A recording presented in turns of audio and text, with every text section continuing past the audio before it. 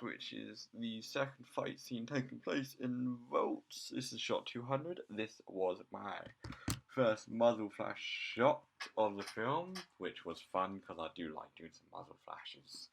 This was a good one too because it's the first time you really see it close up. You see it coming down and you see it shoots her in the foot. A simple thing. Play it through. There we go. Oh, that's the whole thing. There you go. Gave away the ending. My bad. But again, so let's have a look at the original play.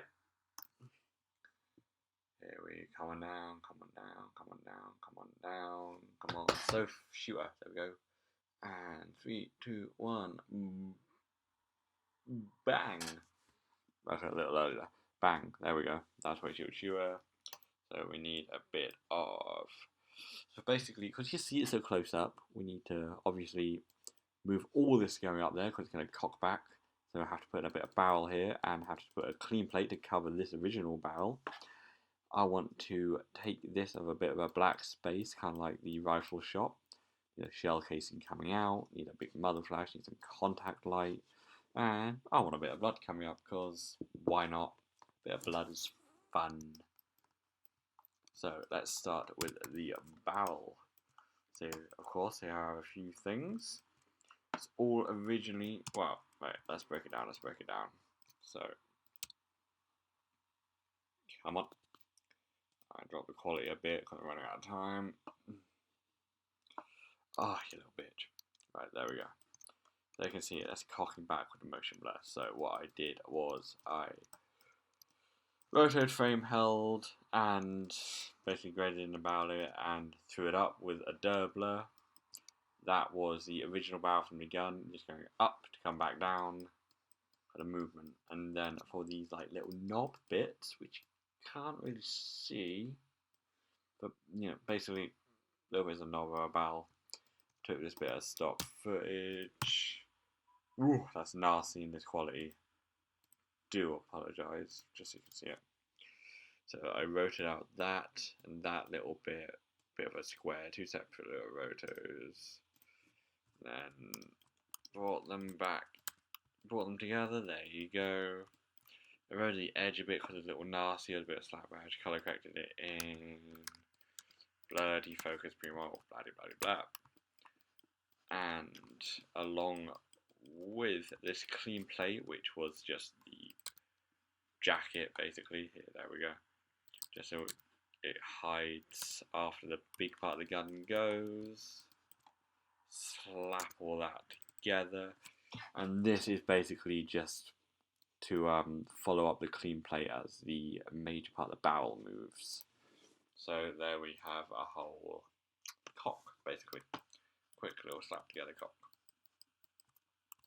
Then we have, oh wow, blood came next. So here we have a blood mist, same process with the stock footage from Action Essentials, flipped, rotated, scaled, all of that, time remapped, sped up, made it look nice, copied in sort of a grey, browny, purpley looking colour, tweak it to the vampire blood style that we were going for, defocused, blurred it, you can't see that here, and brought it back in, which should happen about frame 17, I think. No, not frame 17. But of course, also tracked it in because it's still a moving camera. There we go. We shoulder rigged basically every shot on this film, which is fun.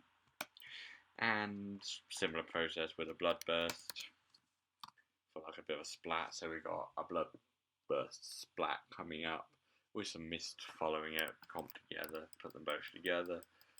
And we have something that looks kind of like that, which I'll show you in full at the end. And yeah, we got a shell casing coming out. Again, that's what I meant about the black space. Come on, shell, where you at? Where you at? There you are. It kind of hides in the blur on certain points. But that is the gun coming out of that. Whoop. See, flying out there, stars comes out. reformatted, scaled, moved, color edited in, time remapped it, all the basics. Then we got the muzzle flashes and contact light, so let's go to the flash. Because you got a big one and a small one, I separated them. So switching between the two, then switching back to the footage. So basically, the one piece of footage reformatted, time offset it, so it's good. And then we got the large one, color correct, blur, defocus, matching it to this highlight on the corner, trying to make it a little brighter than that, but make sure it's not any less bright, if that makes sense. And then if I move forward on frame, you will see the little baby flash as it shrinks down and disappears. Originally it was desaturated a little bit, a little less highlights, a little faded, and people kept telling me that it just didn't look right. So it's exactly the same flash, just scaled down now. The gain in the highlights brought down just a little bit because I just felt like it should be a little tiny bit less than the big one because it is smaller. And the Primo is disabled because the Primo was fucking it up because Primo doesn't always fix everything. And here we have the contact light, which is just a bunch of masks, big ones, small ones, separate again, so I could tweak them as I like. Here we have sort of the brighter points that would be on the body, like the major points of light, and then more of an overall brought out glow to cover the scene. There's like 2 layers to the contact light, and again, same down here, just a little less intense. And right, let's show a render. Right, what's this one? See, this is what I meant about changing the flash. This is what it did look like, and people kept telling me it looked shit, which now I look back at it, it fucking does. Have a browse. This was a few versions ago. Boom, boom, boom, boom. Let's have a look at the newer one. Kill shot.